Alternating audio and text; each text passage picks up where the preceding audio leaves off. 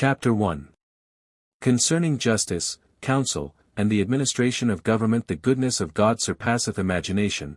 What service can the tongue of praise perform? Keep, O God, this king, 5 Abu Bakr, beneath whose shadow is the protection of the people, long established upon his throne, and make his heart to live in obedience to thee. Render fruitful his tree of hope, prolong his youth, and adorn his face with mercy. O King! Deck not thyself in royal garments when thou comest to worship, make thy supplications like a darwesh, saying, O God! Powerful and strong thou art. I am no monarch, but a beggar in thy court. Unless thy help sustain me, what can issue from my hand? Succor me, and give me the means of virtue, or else how can I benefit my people? If thou rule by day, pray fervently by night. The great among thy servants wait upon thee at thy door, thus shouldest thou serve, with thy head in worship upon God's threshold. Nushirvan S6 counseled to his son thus, when at the point of death, did Nushirvan counsel his son Hermes, cherish the poor, and seek not thine own comfort. The shepherd should not sleep while the wolf is among the sheep. Protect the needy, for a king wears his crown for the sake of his subjects. The people are as the root and the king is as the tree, and the tree, O son, gains strength from the root. He should not oppress the people who has fear of injury to his kingdom. Seek not plenteousness in that land where the people are afflicted by the king. Fear them that are proud and them that fear not God.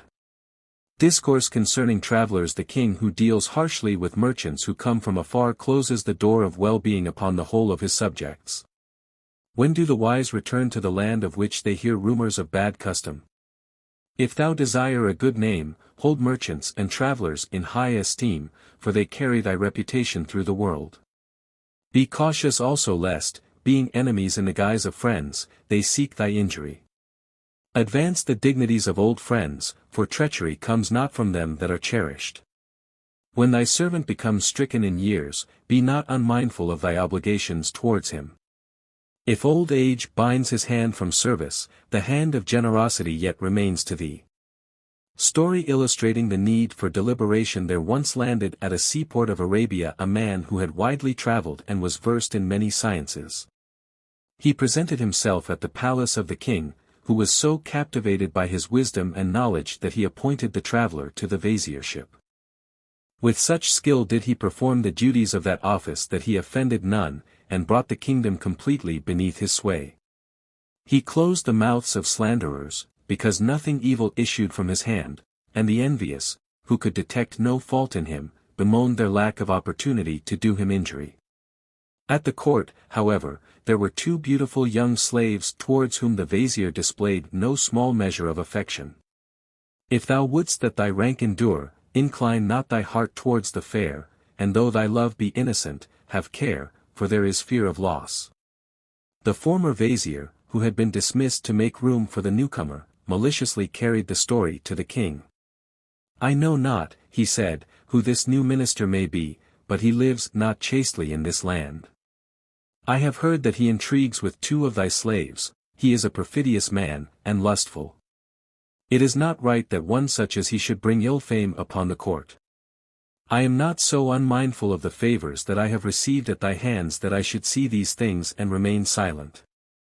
Angered by what lie heard, the king stealthily watched the new vizier, and when, later, he observed the latter glance towards one of the slaves, who returned a covert smile, his suspicions of evil became at once confirmed.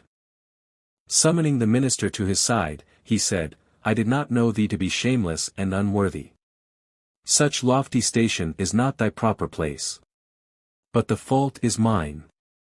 If I cherish one who is of evil nature, assuredly do I sanction disloyalty in my house.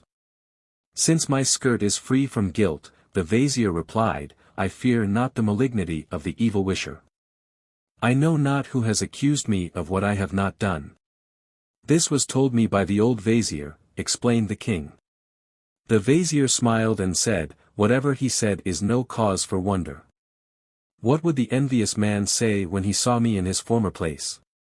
Him I knew to be my enemy that day when Khosrow 7 appointed him to lower rank than me. Never till doomsday will he accept me as a friend when in my promotion he sees his own decline. If thou wilt give ear to thy slave I will narrate a story that is apropos. In a dream someone saw the Prince of Evil, whose figure was as erect as a fir tree, and whose face was as fair as the sun. Regarding him, the sleeper said, O splendid being! Mankind knows not of thy beauty. Fearful of countenance do they imagine thee, and hideous have they depicted thee on the walls of the public baths. The Prince of Evil smiled, Such is not my figure, he replied, but the pencil was in the hand of an enemy. The root of their stock did I throw out of paradise, now in malice do they paint me ugly. In the same way, continued the Vizier, although my fame is good, the envious speak ill of me. Those who are guiltless are brave in speech, only he who gives false weight has fear of the inspector. Forsooth, the king exclaimed, his anger rising, I heard this not only from thine enemy. Have I not seen with my own eyes that among the assemblage of this court thou regardest none but those 2 slaves? That is true, the Vizier said, but I will explain this matter if thou wilt listen. Dost thou not know that the beggar eyes the rich with envy? Once, like those slaves, did I possess both grace and beauty. 2 rows of teeth were set behind my lips, erect like a wall of ivory 8 bricks. One by one, like ancient bridges, have they fallen, regard me now as here I stand. Why may I not glance with envy at those slaves when they recall to me the past? When the wise man had pierced this pearl of lustrous truth, the king exclaimed, Better than this it would be impossible to speak. Permissible it is to look toward the fair in one who can thus excuse himself. Had I not in wisdom acted with deliberation, I should have wronged him through the speech of an enemy. To carry the hand quickly to the sword in anger is to carry the back of the hand to the teeth in regret. Heed not the words of the envious, if thou attest upon them, remorseful wilt thou be. Admonishing the slanderer for his evil words, the king further increased the dignity of the Vizier, who directed the affairs of the state for many years with justice and benevolence, and was long remembered for his virtues. Story of the king whose coat was coarse. A certain just king habitually wore a coat of coarse material. Some one said to him, O happy king! Make for thyself a coat of Chinese brocade. That which I wear, the king replied, affords both covering and comfort, anything beyond that is luxury. I collect not tribute that I may adorn my person and my throne. If, like a woman, I ornament my body, how, like a man, can I repulse the enemy? The royal treasuries are not for me alone, they are filled for the sake of the army, not for the purchase of ornaments and jewelry. Story of Darius IX. And the herdsman Darius, king of Persia, became separated from his retinue while hunting. A herdsman came running towards him, and the king, assuming the man to be an enemy, adjusted his bow. Thereupon the herdsman cried, I am no enemy, seek not to kill me. I am he who tends the king's horses, and in this meadow am thus engaged. Becoming again composed, the king smiled and said, Heaven has befriended thee, otherwise would I have drawn the bowstring to my ear. It showeth neither wise administration nor good judgment, replied the herdsman, when the king knows not an enemy from a friend. Those who are greatest should know those who are least. Many times hast thou seen me in thy presence, and asked of me concerning the horses and the grazing fields. Now that I come again before thee thou takest me for an enemy. More skilled am I, O king, for I can distinguish 1 horse out of 100,000. Tend thou thy people as I, with sense and judgment, tend my horses. Ruin brings sorrow to that kingdom where the wisdom of the shepherd exceeds that of the king. Story of Abdul Aziz and the pearl. The story is told of Abdul Aziz that he had a pearl of great beauty and value set in a ring. Shortly after, a severe drought occurred, causing distress among the people.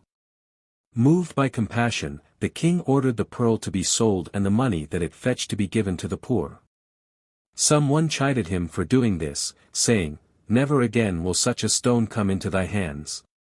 Weeping, the king replied, Ugly is an ornament upon the person of a king when the hearts of his people are distressed by want. Better for me is a stoneless ring than a sorrowing people. Happy is he who sets the ease of others above his own.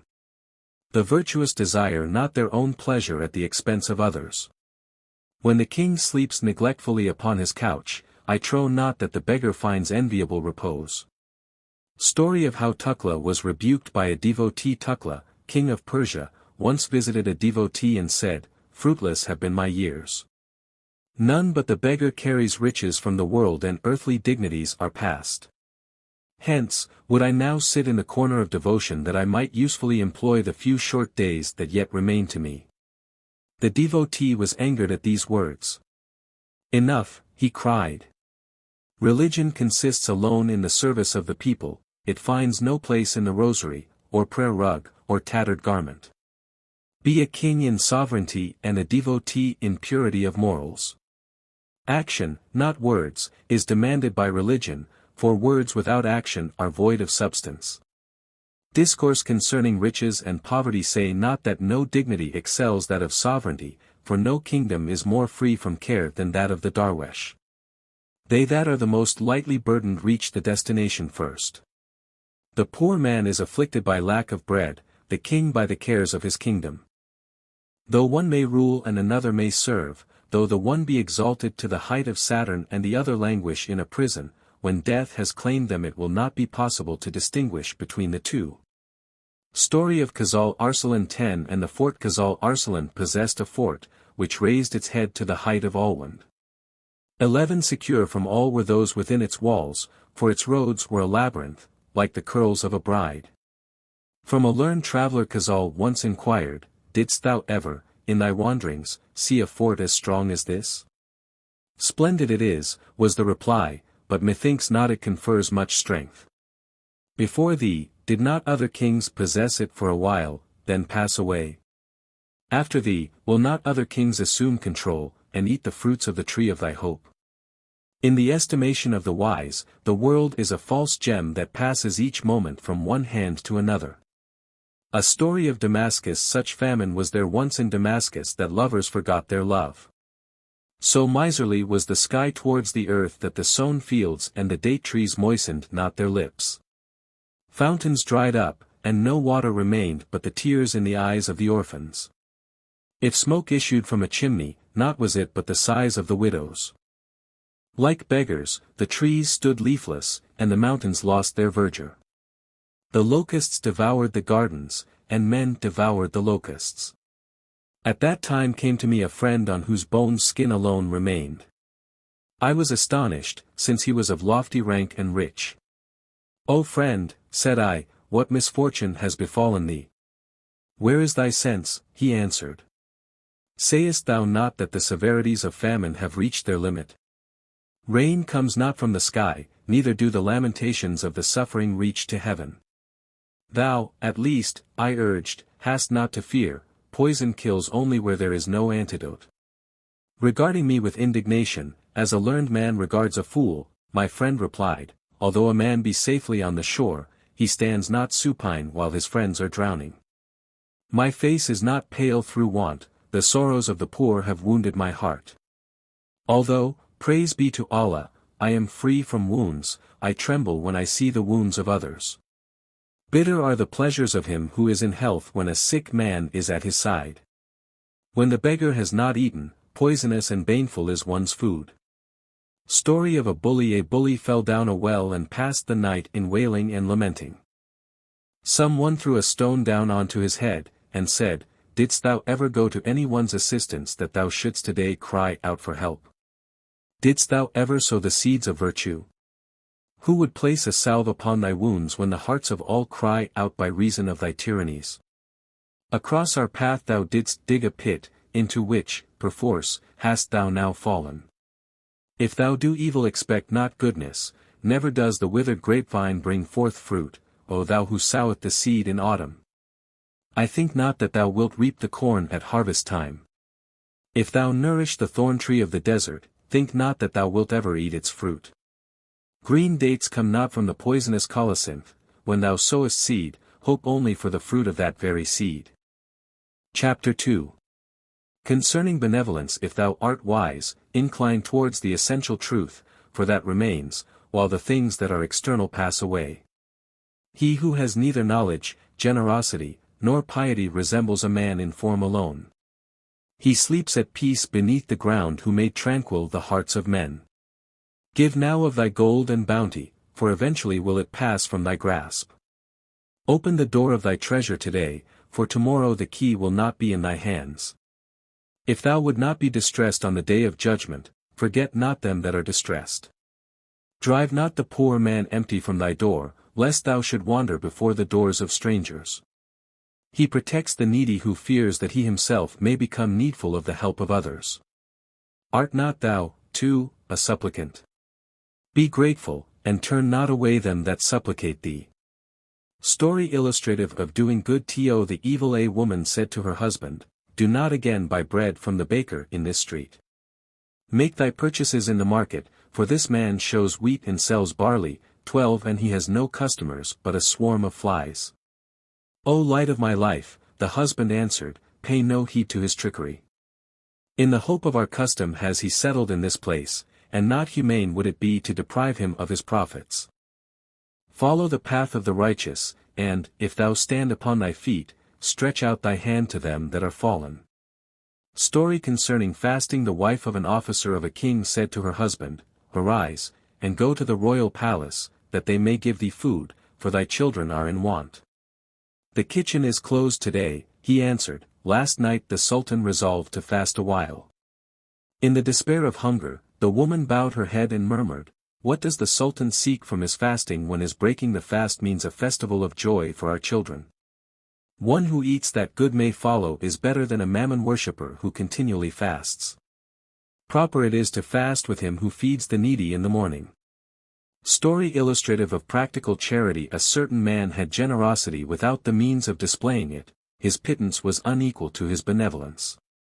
May riches never fall to the mean, nor poverty be the lot of the generous. His charities exceeding the depth of his pocket, therefore was he always short of money. One day a poor man wrote to him saying, O thou of happy nature! Assist me with funds, since for some time have I languished in prison.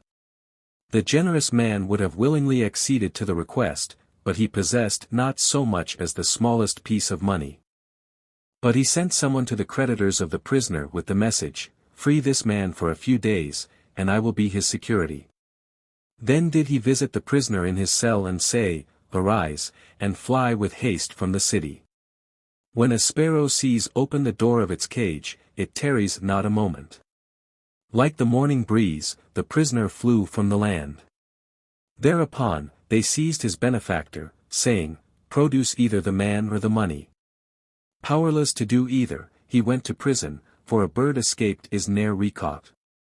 Long there did he remain, invoking help from none, nor complaining, though he slept not at nights through restlessness. A pious man came to him and said, I did not think that thou wert dishonest, why art thou here imprisoned? No villainy have I committed, he replied.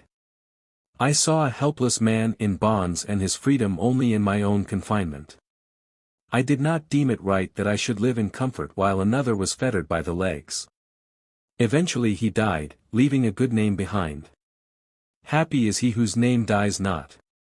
He who sleeps beneath the earth with a heart that lives is better than he who lives with a soul that is dead, for the former remains forever.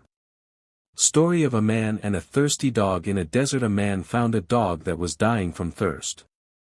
Using his hat as a bucket, he fetched water from a well and gave it to the helpless animal.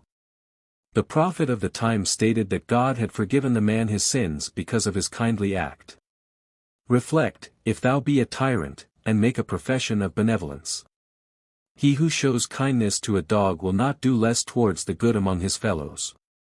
Be generous to the extent of thy power. If thou hast not dug a well in the desert, at least place a lamp in a shrine. 13 Charity distributed from an ox's skin that is filled with treasure counts for less than a dinar given from the wages of toil. Every man's burden is suited to his strength, heavy to the ant is the foot of the locust. Do good to others so that on the morrow God may not deal harshly with thee. Be lenient with thy slave, for he may one day become a king, like a pawn that becomes a queen. Story apropos of Nemesis. A poor man complained of his distressed condition to one who was rich as well as ill-dispositioned. The latter refused to help him, and turned roughly upon him in anger.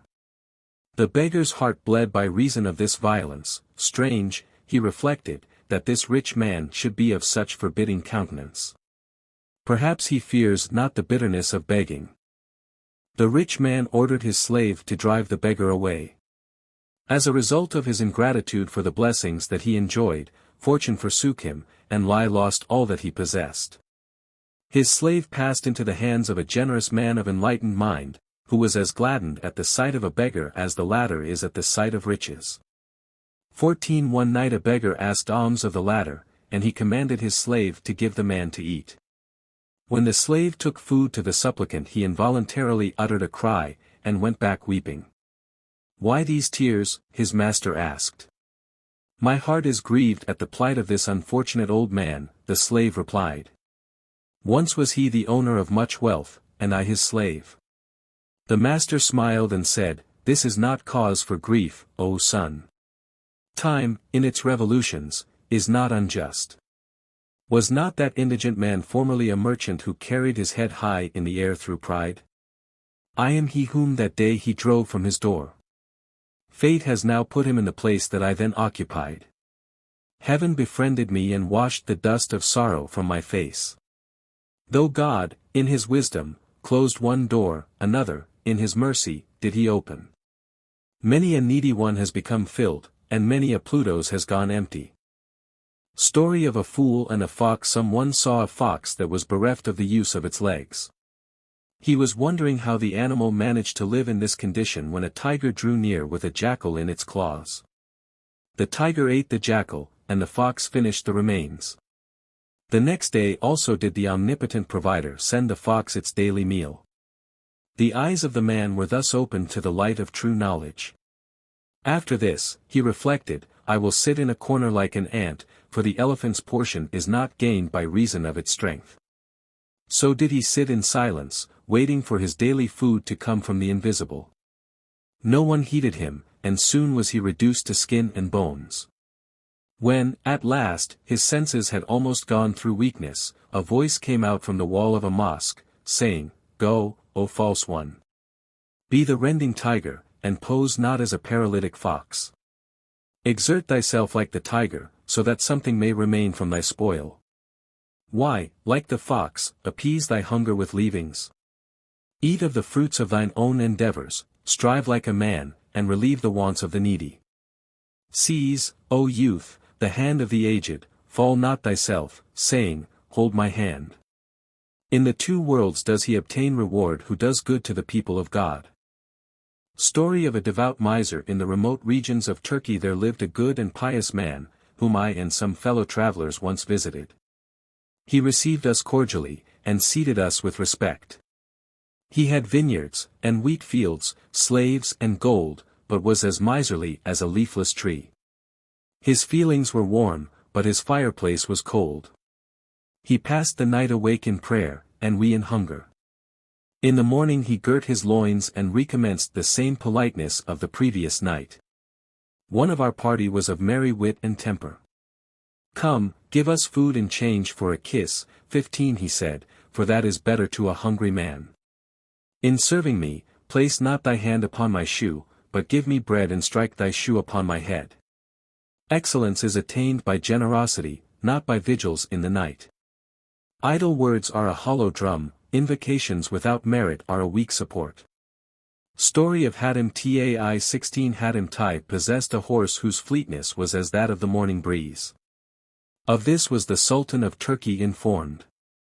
Like Hatim Tai, he was told, none is equal in generosity, like his horse, nothing is equal in speed and gait. As a ship in the sea it traverses the desert, while the eagle, exhausted, lags behind. From Hatim will I request that horse, the king replied. If he be generous and give it to me, then shall I know that his fame is true, if not, that it is but the sound of a hollow drum. So he dispatched a messenger with 10 followers to Hatim. They alighted at the house of the Arab chief, who prepared a feast and killed a horse 17 in their honor. On the following day, when the messenger explained the object of his mission, Hatim became as one mad with grief. Why, he cried, didst thou not give me before thy message? That swift-paced horse did I roast last night for thee to eat. No other means had I to entertain thee, that horse alone stood by my tent, and I would not that my guests should sleep fasting. To the men he gave money and splendid robes, and when the news of his generosity reached to Turkey, the king showered 1,000 praises upon his nature. Story of Hatim and the messenger sent to kill him. One of the kings of Yemen was renowned for his liberality, yet the name of Hatim was never mentioned in his presence without his falling into a rage. How long, he would ask, wilt thou speak of that vain man, who possesses neither a kingdom, nor power, nor wealth? On one occasion he prepared a royal feast, which the people were invited to attend. Someone began to speak of Hatim, and another to praise him. Envious, the king dispatched a man to slay the Arabian chief, reflecting, so long as Hatim lives, my name will never become famous. The messenger departed, and travelled far seeking for Hatim that he might kill him. As he went along the road a youth came out to meet him. He was handsome and wise, and showed friendliness toward the messenger, whom he took to his house to pass the night. Such liberality did he shower upon his guest that the heart of the evil-minded one was turned to goodness. In the morning the generous youth kissed his hand and said, "Remain with me for a few days." "I am unable to tarry here," replied the messenger, "for urgent business is before me." "If thou wilt entrust me with thy secret," said the youth, "to aid thee will I spare no effort." "O generous man," was the reply, "give ear to me, for I know that the generous are concealers of secrets. Perhaps in this country thou knowest Hatim, who is of lofty mind and noble qualities. The king of Yemen desires his head, though I know not what enmity has arisen between them. Grateful shall I be if thou wilt direct me to where he is. This hope from thy kindness do I entertain, O friend." The youth laughed and said, "I am Hatim, see here my head. Strike it from my body with thy sword. I would not that harm should befall thee, or that thou shouldst fail in thy endeavor." Throwing aside his sword, the man fell on the ground and kissed the dust of Hatim's feet. "If I injured a hair on thy body," he cried, "I should no longer be a man." So saying, he clasped Hatim to his breast and took his way back to Yemen.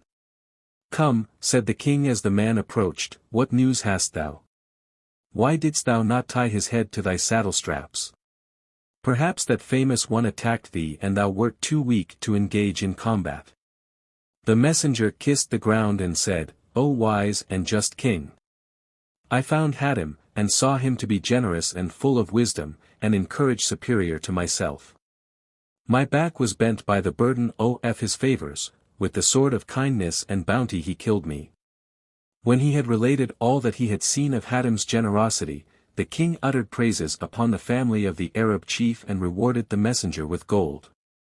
Story illustrative of misdirected kindness. A certain man, in the ceiling of whose house some bees had built their hives, asked his wife for a butcher's knife so that he might destroy them. "Do not so," the woman said, "for the poor creatures will be greatly distressed when turned out of their homes." Accordingly, the foolish man left the bees in peace. One day the woman was stung by one of the insects and stood wailing on the doorstep. Hearing her cries, the husband left his shop and hurried towards the house. Angered, he said, "O wife! Show not such a bitter face to the world, remember thou didst say to me, kill not the poor bees. How can one do good to the evil? Forbearance with the wicked but increases their iniquity. What is a dog that a dish of viands should be set before him? Command that they should give him bones. A kicking animal is best well burdened. If the night watchmen display humanity, no one sleeps at night for fear of thieves. In the battlefield, the spear shaft is worth more than 100,000 sugarcanes. When thou rearest a cat, she destroys thy pigeons, when thou makest fat a wolf, he rends one who is dear to thee. Raise not a building that has not a strong foundation, if thou dost, beware. Discourse concerning kindness to orphans. Protect him whose father is dead, remove the dust from his raiment, and injure him not. Thou knowest not how hard is his condition, no foliage is there on a rootless tree. Give not a kiss to a child of thine own in the sight of a helpless orphan. If the latter weep, who will assuage his grief? If he be angered, who will bear his burden? See that he weeps not, for the throne of God trembles at the orphan's lament.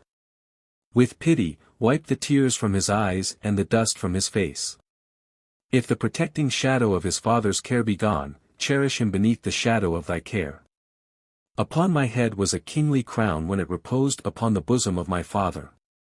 Then, if a fly settled upon my body, many were distressed on my behalf. Now, should I be taken in captivity, not one among my friends would come to aid me. Well do I know the orphan's sorrow, for my father departed in my childhood. Chapter 3. Concerning love, happy are the days of them that are infatuated by love for him, whether they be sorrowed by separation from him or made joyous by his presence. They are mendicants who fly from worldly sovereignty, in the hope of meeting him they are patient in their mendicity. Oft have they drunk of the wine of anguish, be it bitter, they remain silent. In the remembrance of him patience is not bitter, for wormwood is sweet from the hand of a friend. They that are captive in the coils of his love, seek not to escape, they suffer reproach, but are monarchs in the seclusion of their meditation, and their way is not known. They are like the temple of Jerusalem, splendid of which is the interior, but whose outer wall is left in ruin. Like moths, they burn themselves in the fire of love. Their beloved is in their breasts, yet do they seek him, though near a fountain, their lips are parched. 18 Discourse concerning constancy. Thy love renders thee impatient and disturbed. With such sincerity hast thou placed thy head at her feet that thou art oblivious to the world. When in the eyes of thy beloved riches count not, gold and dust are as one to thee. Thou sayest that she dwelleth in thine eyes, if they be closed, she is in thy mind. If she demand thy life, thou dost place it in her hand, if she place a sword upon thy head, thou holdest it forward. When earthly love produces such confusion and such obedience demands, dost thou wonder if travelers of the road of God remain engulfed in the ocean of reality? In the remembrance of their friend they have turned their backs upon the world, they are so fascinated by the cupbearer that they have spilled the wine. No medicine can cure them, for no one has knowledge of their pains. With their cries of longing do they root up a mountain, with their sighs they dismember a kingdom. Such is their weeping at dawn that the tears wash the collyrium of sleep from their eyes. Night and day are they immersed in the sea of love, so distracted are they that they know not night from day. So enamored are they of the beauty of the painter that they care not for the beauty of his designs. He drinks of the pure wine of unity who is forgetful of both this world and the next. Story of a dancer. I have heard that, at the singing of a musician, one of fairy face began to dance.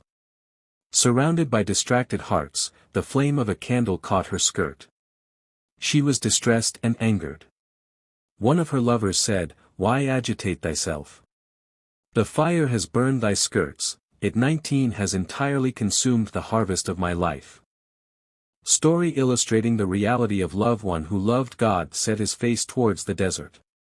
His father, being grieved at his absence, neither ate nor slept.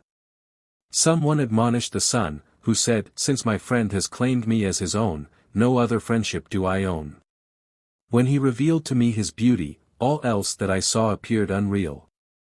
They that love him care for no one else, their senses are confused and their ears are deaf to the words of them that reproach. They wander through the desert of divine knowledge without a caravan. They have no hope of approbation from their fellow men, for they are the chosen of the elect of God. Story illustrative of patience. An old man begged at the door of a mosque. Some one said to him, "This is not the place to beg, stand not here with impudence." "What house is this?" the man inquired, "from which no pity comes upon the condition of the poor?" "Silence," was the reply. "What foolish words are these? This is the house of our master."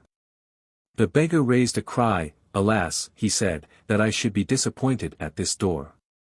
I have not gone hopeless from any street, why should I go thus from the door of God? Here will I stretch forth my hand of want, for I know that I shall not depart empty-handed." For a year he remained devoutly employed in the mosque. One night, through weakness, his heart began to palpitate, and at daybreak his last breath flickered like a morning lamp. Thus did he exclaim with joy, and whoever knocked at the door of the bounteous one, it opened. He who seeks God should be patient and enduring. I have not heard of an alchemist being sad. Much gold he reduces to ashes so that he may one day turn copper into gold. Gold is good with which to buy, and what couldst thou wish to buy better than the face of thy friend? 20 Story of one who was assiduous in prayer. An old man spent the night in worship and the morning in prayer. A guardian angel whispered to him, "Go, take thy way, for thy prayers are not acceptable at this door." The next night again he passed the night in devotion, and a disciple, being informed of his circumstances, said, "When thou sayest that the door is shut, why dost thou thus exert thyself?" Weeping, he replied, "O my son! Dost thou suppose that although he has torn my reins I shall keep my hands from off his saddle straps? When a supplicant is repelled at one door, what is his fear if he know of another?" While thus he spoke, with his head upon the ground, the angel uttered this message in his ears: "Although there is no merit in him, his prayers are accepted, for except me he has no refuge." Story of Sultan Mahmud and his love for Ayaz. Someone found fault with the king of Ghazni, saying, "Ayaz, his favorite slave, possesses no beauty. It is strange that a nightingale should love a rose that has neither color nor perfume."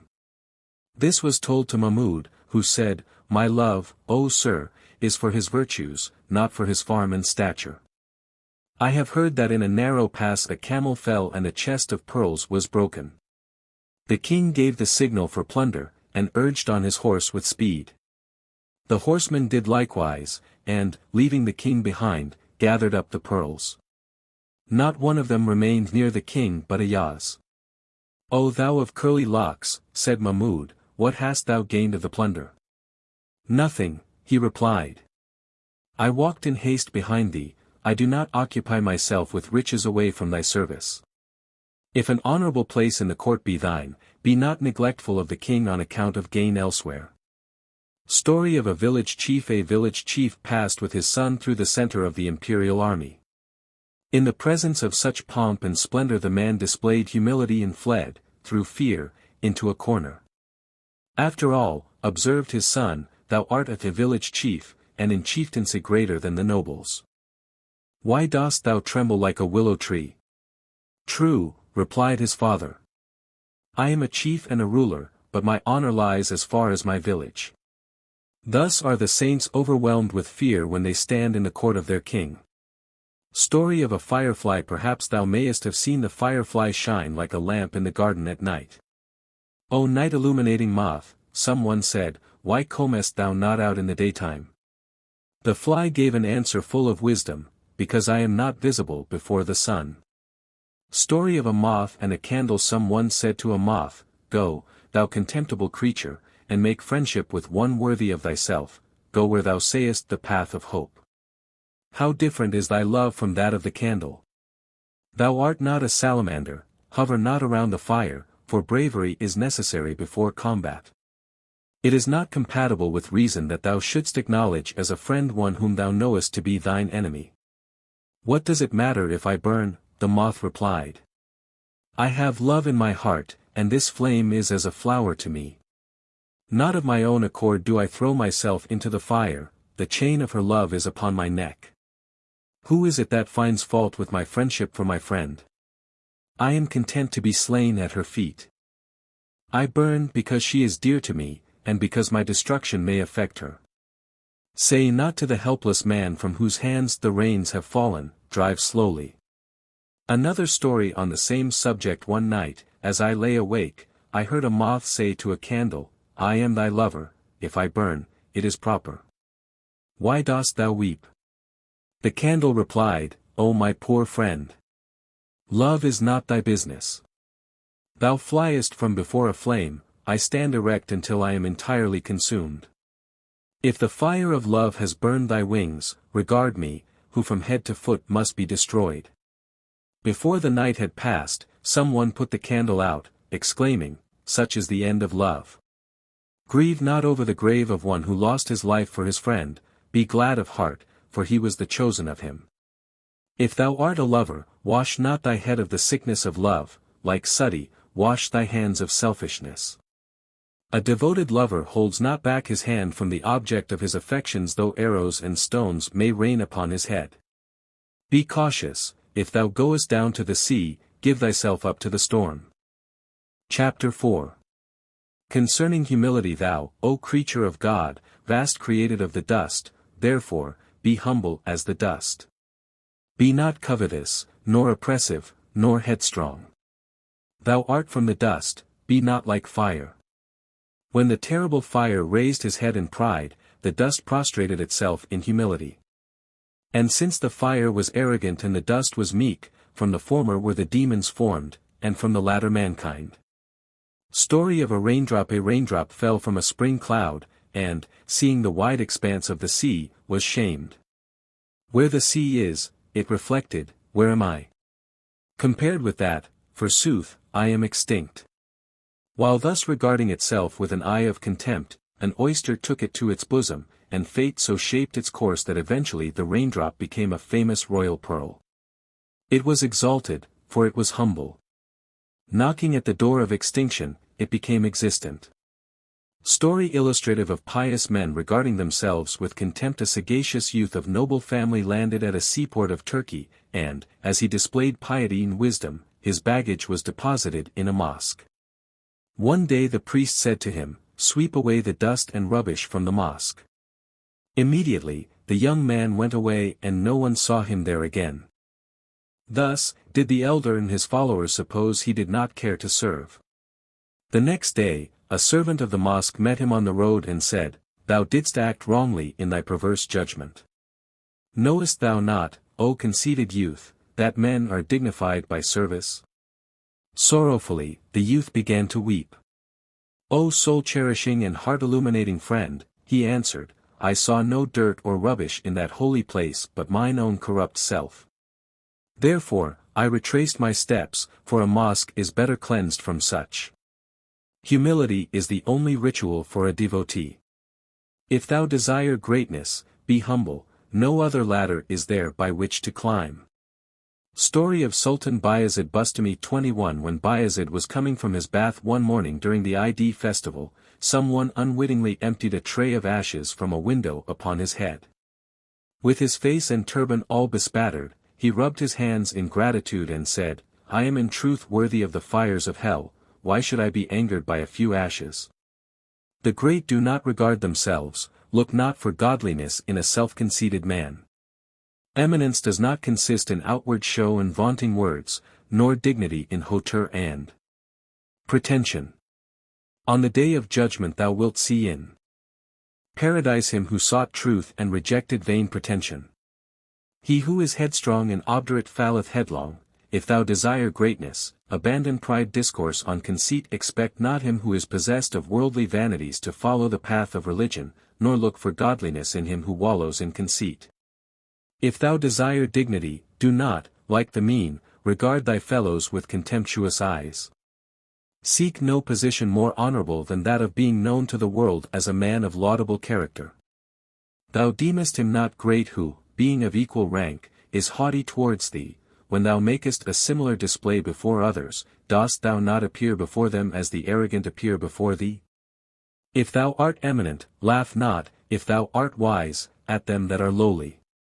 Many have fallen from high whose places have been taken by the fallen. Though thou be free from defect, revile not me who am full of blemishes. One holds the chain of the Kaaba temple in his hands, another lies drunken in the tavern. If God call the latter, who can drive him away? If he expel the former, who can bring him back? The one cannot implore the divine help by reason of his good deeds, nor is the door of repentance closed upon the other. Story of the Darwesh and the proud Qadi. A poorly clad doctor of law and divinity sat one day in the front row of seats in a Qadi's court. The Qadi gave him a sharp look, whereupon the usher took the man by the arm and said, "Get up, dost thou not know that the best place is not for such as thee? Either take a lower seat, or remain standing, or leave the court altogether. Be not so bold as to occupy the seat of the great. If thou art humble, pose not as a lion. Not every one is worthy of the chief seat, honor is proportionate to rank, and rank to merit. He who sits with honor in a place lower than that of which he is worthy falls not with ignominy from eminence. Fuming with anger, the doctor moved to a lower seat. Two advocates in the court then entered into a spirited discussion, and flew at each other with their tongues like fighting cocks with beak and claw. They were involved in a complicated knot which neither could unravel. From the last row of seats the tattered doctor roared out with the voice of a lion in the forest. "It is not the veins of the neck that should stand out in argument," he said, "but the proofs, which should be full of meaning. I, too, have the faculty of argument." "Speak on," they answered. With the quill of eloquence that he possessed, the doctor engraved his words upon the minds of his listeners like inscriptions on a signet ring, and, drawing his pen through the letters of pretension, he invoked applause from every corner. So hard did he drive the steed of speech that the Cadi lagged behind like an ass in the mire. Removing his cloak and turban, the latter sent them to the doctor as a token of his respect. "Alas," he said, "I did not discern thy merit, nor welcome thee on thy arrival. I regret to see thee in this condition with such a stock of knowledge." The usher then approached the stranger courteously in order that he might place the Cadi's turban upon his head. But the doctor repelled him with his hands and tongue, saying, "Place not upon my head the fetters of pride, for tomorrow this 50-yard turban would turn my head from those in jaded garb. Those who called me Lord and Chief would then appear insignificant in mine eyes. Is pure water different whether it be contained in a goblet of gold or an earthen ewer? A man's head requires brain and intellect, not an imposing turban like thine. A big head does not make one worthy, it is like the gourd, void of kernel. Be not proud because of thy turban and beard, for the one is cotton and the other grass. One should aim at the degree of eminence that is conformable with one's merit. With all this intellect I will not call thee man, though 100 slaves walk behind thee. How well spoke the shell when a greedy fool picked it out of the mire, none will buy me for the smallest price, be not so insane as to wrap me up in silk.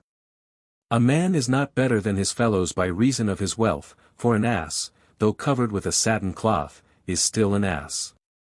In this way the clever doctor washed the rancor from his heart with the water of words. Thus do those who are aggrieved speak harshly. Be not idle when thine enemy has fallen. Dash out his brains when thou art able, for delay will efface the grudge from thy mind. So overcome was the Cadi by his vehemence that he exclaimed, "Verily, this day is a hard one." He bit his fingers in amazement, and his eyes stared at the doctor like the two stars near the pole of the lesser bear. As for the latter, he went abruptly out and was never seen there again. They in the court clamored to know whence such an impertinent fellow had come. An official went in search of him, and ran in all directions, asking whether a man of that description had been seen. Some one said, "We know no one in this city so eloquent as Saadi." 100,000 praises to him who said so, see how sweetly he uttered the bitter truth. Story of the honey seller. A man of smiling countenance sold honey, captivating the hearts of all by his pleasant manner. His customers were as numerous as flies around the sugar cane. If he had sold poison people would have bought it for honey. A forbidding-looking man regarded him with envy, being jealous of the way his business prospered. One day he paraded the town with a tray of honey on his head and a scowl on his face. He wandered about crying his wares, but no one evinced desire to buy. At nightfall, having earned no money, he went and sat dejectedly in a corner, with a face as bitter as that of a sinner fearful of retribution. The wife of one of his neighbors jokingly remarked, "Honey is bitter to one of sour temper." It is wrong to eat bread at the table of one whose face is as wrinkled with frowns as the cloth on which it is served. O sir! Add not to thine own burdens, for an evil temper brings disaster in its train. If thou hast not a sweet tongue like Saadi, thou hast neither gold nor silver. Story illustrating the forbearance of good men. I have heard that a debased drunkard caught a pious man by the collar. The latter received his blows in silence, and in forbearance lifted not his head. A passerby remarked, "Art thou not a man? It is a pity to be patient with this ignorant fellow. The pious man replied, Speak not thus to me. A foolish drunkard collars one by the neck in the thought that he is fighting with a lion. There is no fear that a learned man will contend with an inebriated fool. The virtuous follow this rule in life: when they suffer oppression they display kindness. Story illustrating the noble-mindedness of men. A dog bit the leg of a hermit with such violence that venom dropped from its teeth, and the poor man could not sleep all night through pain. His little daughter chided him, saying, Hast thou not teeth as well? The unfortunate parent wept, and then smilingly replied, Dear child, although I was stronger than the dog, I restrained my anger. Should I receive a sword blow on the head, I could not apply my teeth to the legs of a dog. One can revenge oneself upon the mean, but a man cannot act like a dog. Story of a kind master and his disobedient slave. An eminent man, famous for his many virtues, possessed a slave of evil disposition, who in ugliness of feature surpassed every one in the city. He closely attended his master at meal times, but he would not have given a drop of water to a dying man. Neither reproof nor the rod influenced him. The house was in a constant state of disorder through him. Sometimes, in his bad temper, would he litter the paths with thorns and rubbish, at other times, throw the chickens down the well. His unhappy temperament was written on his face, and never did he perform a task successfully. Someone asked his master, What is there that thou likest in this slave, his agreeable manners, or his skill, or beauty? Surely, it is not worth while to keep such an unruly knave and burden thyself with such an affliction. I will procure for thee a slave of handsome appearance and good character. Take this one to the slave market and sell him. If a price is offered for him, do not refuse it, for he would be dear at that. The good-natured man smiled and said, O friend, although the character of my slave is certainly bad, my character is improved by him, for when I have learned to tolerate his manner I shall be able to put up with anything at the hands of others. It were not humane to sell him and thus make known his faults. And it is better to endure his affliction myself than to pass him on to others. Accept for thyself what thou wouldst accept for others. If distressed thyself, involve not thy fellows. Forbearance is at first like poison, but when ingrained in the nature it becomes like honey. Story of Maruf Karchi 22 and the sick traveler. No one follows the path of Maruf Karchi who does not first banish the idea of fame from his head. A traveler once came to Maruf's house at the point of death. His life was joined to his body by a single hair. He passed the night in wailing and lamentation, sleeping not himself nor permitting any one else to sleep by reason of his groans. His mind was distressed and his temper was vile. Though he died not himself, he killed many by his fretting. Such was his restlessness that every one flew from him. Maruf Karchi alone remained. He, like a brave man, girt his loins and sat up many nights in attendance at the sick man's bedside. But one night Maruf was attacked by sleep. How long can a sleepless man keep up? As soon as the invalid saw him asleep he began to rave. Cursed be thy abominable race, he cried. What knows this glutton, intoxicated with sleep, of the helpless man who has not closed his eyes?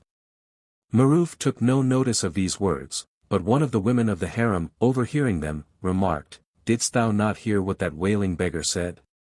Turn him out, and tell him to take his abuse with him and die elsewhere. Kindness and compassion have their occasions, but to do good to the evil is evil. Only a fool plants trees in barren soil. A grateful dog is better than an ungrateful man. Maruf laughed. Dear woman, he replied, be not offended at his ungracious words. If he rave at me through sickness, I am not angered. When thou art strong and well thyself, bear gratefully the burdens of the weak. If thou cherish the tree of kindness, thou wilt assuredly eat of the fruits of a good name. They attain to dignity who rid themselves of arrogance. He who worships grandeur is the slave of pride. He knows not that greatness consists in meekness. Story illustrating the folly of the ignoble and impudent fellow begged of a pious man, but the latter had no money in his house. Otherwise, would he have showered gold upon him like dust. The infamous rascal, therefore, went out and began to abuse him in the street. The eye of the fault-finder sees no merits. What regard has he who has acted dishonorably for the honor of another? Being informed of his words, the pious man smiled and said, "It is well, this man has enumerated only a few of my bad qualities, only 1 out of 100 that are known to me. The evil that he least supposed in me I know for certain that I possess. Only 1 year has he been acquainted with me, how can he know the faults of 70 years? None but the Omniscient knows my faults better than myself. Never have I known one who has attributed to me so few defects. If he bear witness against me in the day or judgment, I shall have no fear. If he who thinks ill of me seek to reveal my faults, tell him to come and take the record from me. Be humble when the veil is torn from off thy character. If a pitcher were made of the dust of men, the calumnious would shatter it with stones." Story of one who had a little knowledge. A certain man knew something of astronomy and his head, in consequence, was filled with pride. Journeying far, he visited Kushyar, 23 the sage, who turned his eyes from him and would teach him nothing. When the disappointed traveler was on the point of leaving, Kushyar addressed him with these words, "Thou imaginest that thou art full of knowledge. How can a vessel that is full receive of more? Rid thyself of thy pretensions, so that thou mayest be filled. Being full of vanity, thou goest empty." Story illustrating the humility of the pious. Someone heard the barking of a dog in the ruined hut of a pious man. Reflecting upon the strangeness of the fact, he went and searched, but found no traces of a dog. In truth, the devotee alone was in the house. Not wishing his curiosity to be revealed, the man was departing, when the owner of the house cried out, "Come in, why standest thou upon the door? Knowest thou not, O friend, that I it was who barked? When I discerned that humility was acceptable to God, I banished pride and vanity from my heart, and clamored with barks at the door of God, for I saw none more lowly than a dog. If thou desire to attain to dignity, let humility be thy path. Behold, when the dew lies low upon the earth, the sun doth raise it to the skies." Story illustrating the value of soft words. The slave of a king escaped, and, though a search was made, was not discovered. Later, when the fugitive returned, the king, in anger, ordered that he should be put to death. When the executioner brought out his scimitar, like the tongue of a thirsty man, the despondent slave cried out, "O God!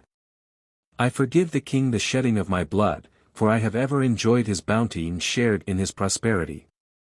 Let him not suffer for this deed on the day of judgment, to the delight of his enemies." When the king heard these words his anger was appeased, and he appointed the slave to be an officer of the standard. The moral of this story is that soft speech acts like water on the fires of wrath. Do not the soldiers on the battlefield wear armor consisting of 100 folds of silk? O friend! Be humble when thou dealest with a fierce foe, for gentleness will blunt the sharpest sword. Story illustrating the wisdom of feigning deafness. Many writers affirm the falsity of the idea that Hatim was deaf. One morning his attention was attracted by the buzzing of a fly, which had become ensnared in a spider's web. "O thou," he observed, "who art fettered by thine own avarice, be patient. Wherever there be a tempting bait, huntsman and snare are close at hand."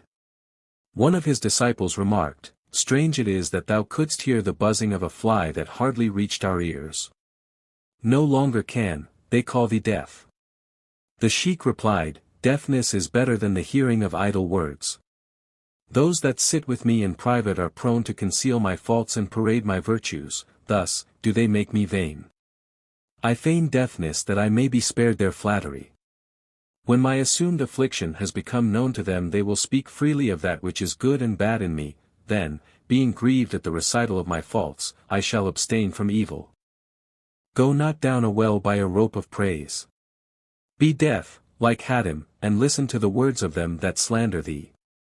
Story illustrating forbearance for the sake of friends. A certain man, whose heart was as pure as Saadi's, fell in love. Although taunted by his enemies in consequence, he showed no anger. Someone asked him, "Hast thou no sense of shame? Art thou not sensible to these indignities? It is abject to expose oneself to ridicule, and weak to endure patiently the scoffs of enemies. To overlook the errors of the ignorant is wrong, lest it be said that thou hast neither strength nor courage. How elegantly did the distracted lover make reply! His words are worthy to be writ in letters of gold. Alone in my heart there dwelleth affection for my loved one, thus, it contains no room for malice. Story of Luckman, 20. For the sage I have heard that Luckman was of dark complexion and careless of his appearance.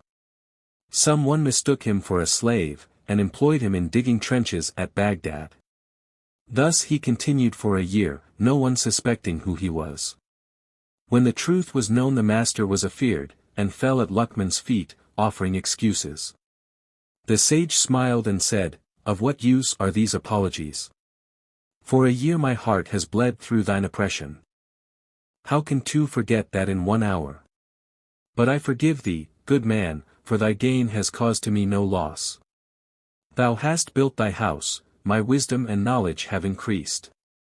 I, too, possess a slave, and frequently set him to arduous labor. Nevermore, when I remember the hardships of my toil, will I afflict him. He who has not suffered at the hands of the strong grieves not at the frailness of the weak. If thou be sorrowed by those above thee, be not harsh with thine inferiors. Chapter 5. Concerning resignation. Happiness comes from the favor of God, not from the might of the powerful. If the heavens bestow not fortune, by no valor can it be obtained. The ant suffers not by reason of its weakness, the tiger eats not by virtue of its strength. Since the hand reaches not to the skies, accept as inevitable the fortune that it brings. If thy life is destined to be long, no snake nor sword will harm thee. When the fated day of death arrives, the antidote will kill thee no less than the poison. Story of a soldier of Isfahan. In Isfahan I had a friend who was warlike, spirited, and shrewd. His hands and dagger were forever stained with blood. The hearts of his enemies were consumed by fear of him, even the tigers stood in awe of him. In battle he was like a sparrow among locusts, in combat, sparrows and men were alike to him. Had he made an attack upon Fervour, he would not have given the latter time to draw his sword. Neither in bravery nor magnanimity had he an equal. This warrior formed a liking for my company, but as I was not destined to remain in Isfahan, fate transferred me from Iraq to Syria, in which holy land my staying was agreeable. After some time the desire for my home attracted me, so I returned to Iraq. One night, the memory of the sepoy passed through my mind. The salt of his friendship opened the wounds of my gratitude, for I had eaten salt from his hand. To meet him, I went to Isfahan, and inquired as to where he lived. I chanced upon him. He who had been a youth had become old, his form, once erect as an arrow, had become as a bow. Like a hoary mountain, his head was covered with snowy hair. Time had conquered him and twisted the wrist of his bravery. The pride of his strength had gone, the head of weakness was upon his knees. O Tiger Caesar! I exclaimed, what has made thee decrepit like an old fox? He laughed and said, since the day of the battle of Tartary, I have expelled the thoughts of fighting from my head. Then did I see the earth arrayed with spears like a forest of reeds. I raised like smoke the dust of conflict, but when fortune does not favor, of what avail is fury? I am one who, in combat, could take with a spear a ring from the palm of the hand, but, as my star did not befriend me, they encircled me as with a ring. I seized the opportunity of flight, for only a fool strives with fate. How could my helmet and cuirass aid me when my bright star favored me not? When the key of victory is not in the hand, no one can break open the door of conquest with his arms. The enemy were a pack of leopards, and as strong as elephants. The heads of the heroes were encased in iron, as were also the hoofs of the horses. We urged on our Arab steeds like a cloud, and when the two armies encountered each other thou wouldst have said they had struck the sky down to the earth. From the raining of arrows, that descended like hail, the storm of death arose in every corner. Not one of our troops came out of the battle but his cuirass was soaked with blood. Not that our swords were blunt, it was the vengeance of stars of ill fortune. Overpowered, we surrendered, like a fish which, though protected by scales, is caught by the hook in the bait. Since fortune averted her face, useless was our shield against the arrows of fate. Story of the doctor and the villager. One night a villager could not sleep owing to a pain in his side. A doctor said, "This pain is caused by his having eaten the leaves of the vine. I shall be astonished if he lasts through the night, for the arrows of a Tartar in his breast were better for him than the eating of such indigestible food." That night the doctor died. 40 years have since passed, and villager yet lives. Story of the villager and his ass. The ass of a villager died, so he set the head upon a vine in his garden in order that it might ward off the evil eye. A sage old man passed by and laughingly remarked, "Dost think, O friend, this will affect thy purpose?" In life, the ass could not protect itself from blows, so, in weakness, did it die. What knows the physician of the condition of the sick, when, helpless, he himself will die through illness? Story illustrating luck. A poor man dropped a dinar in the road. He searched much, but at last, despairing, abandoned the attempt. Someone came along and found the coin by chance. God and ill fortune are predestined. Our daily portion depends not upon our strength and efforts, for those who are strongest and strive the most stand often in the direst need. Story of one who blamed his destiny. There was once a rich and prosperous man named Bakhtiar. The wife of one of his neighbors, who was in the other extreme of poverty, upbraided her husband one night when he went to her empty-handed, saying, "No one is so poor and unfortunate as thee. Take a lesson from thy neighbors, who are well-to-do. Why art thou not fortunate, like them?" The man replied, "I am incapable of aught, quarrel not with fate. I have not been endowed with the power to make myself a Bakhtiar." 25 Story of a Darwesh and his wife. A Darwesh remarked to his wife, who was of ill-favored countenance, "Since fate has made thee ugly, do not encrust thy face with cosmetic. Who can attain good fortune by force? Who, with collyrium, can make the blind to see? Not one among the philosophers of Greece or Rome could produce honey from the thorn. Wild beasts cannot become men, education is wasted upon them. A mirror can be freed from stain, but it cannot be made from a stone. Roses do not blossom on the branches of the willow, hot baths never yet made an Ethiop white. Since one cannot escape the arrows of fate, resignation is the only shield. Story of a vulture and a kite. A vulture said to a kite, "No one can see so far as I." "Possibly," replied the kite, "but what canst thou see across the desert?" Gazing down, the vulture exclaimed, "Yonder do I see a grain of wheat."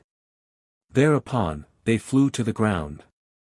When the vulture settled upon the wheat he became caught in a trap. He had not known that, through his eating the grain, fate would ensnare him by the neck. Not every oyster contains a pearl, not every archer hits the target. Of what use, the kite inquired, was it to see the grain when thou couldst not discern the trap of thine enemy? Caution, said the captive vulture, availeth not with destiny. When the decrees of past eternity are brought to action, the keenest eyes are rendered blind by fate. In the ocean, where no shoreline appears, the swimmer strives in vain. Story of a camel. A young camel said to its mother, "After thou hast made a journey, rest a while." "If the bridle were in my hands," was the reply, "no one would ever see me in the string of camels with a load upon my back." Fate is the helmsman of the ship of life, no matter though the owner rend his clothes. O Saadi! Look not for aid from any man. God is the giver, and he alone. If thou worship him, the door of his mercy sufficeth thee. If he drive thee away, no one will ease thee. If he make thee to wear a crown, raise thy head, if not, bow thy head in despair. Discourse concerning hypocrisy. Who knows that thou art not pledged to God even though thou standest in prayer without ablution? That prayer is the key to hell which thou performest only before the eyes of men. If the high road of thy life lead to aught but God, thy prayer mat will be thrown into the fire. He whose heart is good and makes no outward show of piety is better than one of outward sanctity whose heart is false. A night-prowling robber is better than a sinner in the tunic of a saint. Expect not wages from Omar, O son, when thou workest in the house of Zaid. If in private I am bad and mean, of what avail is it to pose before the world with honor? How much will the bag of hypocrisy weigh in the scales of justice? The outside of the hypocrite's coat is neater than the lining, for the one is seen and the other is hidden. Chapter 6. Concerning contentment, he knows not God or performs his worship who is not contented with his lot. Contentment mocketh a man rich, tell this to the avaricious. O irresolute one! Be tranquil, for grass grows not upon revolving stones. Pamper not thy body if thou be a man of sense, for in so doing dost thou seek thine own destruction. The wise acquire virtue, and they that pamper their bodies are devoid of merit. Eating and sleeping is the creed of animals, to adopt it is the manner of fools. Happy is that fortunate man who, in meditation, prepares for the last journey by means of the knowledge of God. To him who knows not the darkness from the light, the face of a demon is as that of a houri. 26 How can the falcon fly to the sky when the stone of avarice is tied to its wing? If thou pay less attention to thy food than to worship, thou mayest become an angel. First cultivate the qualities of a man, then reflect upon the character of angels. Eat in proportion to thy hunger. How can he give praises who scarce can breathe by reason of his gluttony? He whose stomach is full is void of wisdom. The prey is entrapped in the snare because of its greed. Story of the king of Khwarazm. 27 A covetous man paid an early morning visit to the king of Khwarazm, and twice prostrated himself to the ground before him. Tell me, O father, his son inquired, didst thou not say that Mecca was thy place of worship? Why didst thou today repeat thy prayers before the king? Contentment exalteth the head, that which is full of avarice comes no higher than the shoulder. He who has wrapped up the volume of his avarice needs not to write to any one, I am thy slave and servant. By begging wilt thou be driven from every assembly, drive it from thyself, so that no one may drive thee away. Concerning the evil of overeating, some said to a pious man who was stricken with fever, ask for some conserve of roses from such a one. Oh, friend, he replied, it were better to die in bitterness than to endure the affliction of his sour face. A wise man does not eat conserve of roses from the hand of one whose face has been soured by pride. Pursue not that which thy heart desires, for the pampering of the body destroys the fires of life. The gluttonous man bears the weight of his corpulence, if he obtain not food, he bears the weight of grief. It is better that the stomach should be empty than the mind. Story of a glutton. In company with some religious mendicants I entered a date grove in Basra. One of the party was a glutton. He, having girt his loins, climbed up a tree, and, falling headlong, died. The headsman of the village asked, who killed this man? Go softly, friend, I answered, he fell from a branch, 'twas the weight of his stomach. Story of a recluse. The emir of Tartary presented a silken robe to an elderly recluse, who, putting it on, kissed the hand of the messenger, and said, 1,000 praises to the king. Excellent is this splendid robe, but I prefer my own patched habit. If thou hast relinquished the world, sleep upon the bare ground, kiss it not before any one for the sake of a costly carpet. Story illustrating the evil of avarice. To a poor man who had naught to eat but bread and onions, a foolish man remarked, Go, wretched man, and bring some cooked meat from the public feast. Ask boldly and be not afraid of any one, for he who is modest must go without his share. Acting on this advice, the beggar put on his cloak and started off. The servants of the feast tore off his clothes and broke his arm. Weeping, he cried, O my soul! What remedy is there for one's own actions? One seized by avarice becomes the seeker of his own misfortunes. After this, the bread and onions are good enough for me. A barley loaf procured by the exertions of one's own arm is better than a loaf of flour from the table of the liberal. Story of an ambitious cat. A cat who lived in the house of an old woman of humble circumstances wandered to the palace of a noble, whose slaves repulsed the animal with arrows. Bleeding from many wounds, the cat ran off in terror, thus reflecting, Since I have escaped from the hands of those slaves, the mice in the ruined hut of the old woman are good enough for me. Honey is not worth the price of a sting, better it is to be content with the syrup of dates than expose oneself to that. God is not pleased with him who is not contented with his lot. Story of a short-sighted man and his high-minded wife. A certain child having cut its teeth, the father bent his head in anxious thought and said, "How can I obtain the bread and food of which the child will now have need?" "Be not alarmed," his wife replied, "for, until our child shall die, he who gave him teeth will send him bread.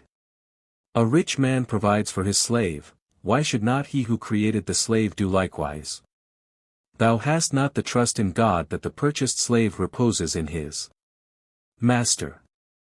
I have heard that in olden times stones became silver in the hands of saints. Think not that this is contrary to reason. When thou hast become contented, silver and stones will be as one to thee. Say to the devotee who worships kings that a king is poorer than a darwesh. A dinar satisfies a beggar. Fervour was but half content with the whole of the kingdom of Persia. A beggar free from care is better off than a troubled king.